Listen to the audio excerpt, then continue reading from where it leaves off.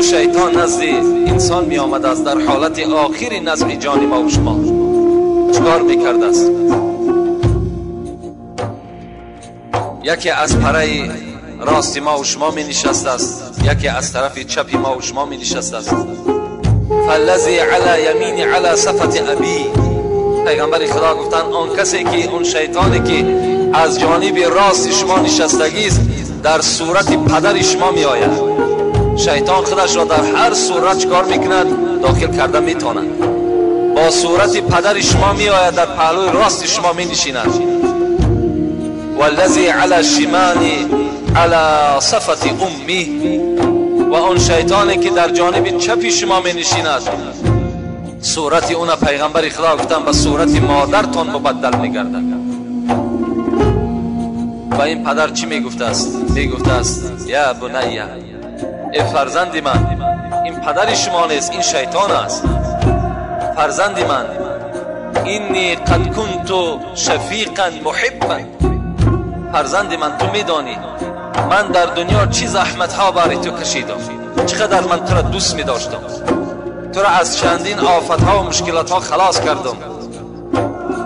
مادامی که تو بر من محبت داشته باشی، احترام پدر خودت نگه بداری، میت علی دین نصرانیه، بر دین نصرانی از دنیا بگذر. دین عیسی دینی بر حق است، این دین محمد دینی باطل است. محمد خود پیغمبر نیست. اینا هر کدام ما و شما از زبان این شیطانی که در صورت پدر ما و شماست چکار میکنیم؟ میشنیم. این تمام کرده است، غلبه شیطان دویم سر می شود که صورت مادر است. می گفته است فرزند من،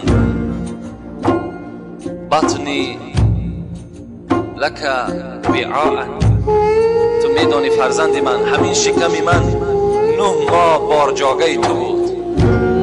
9 ماه با تمام مشکلات و درد من در شکم خود تو را برداشته می گشتم.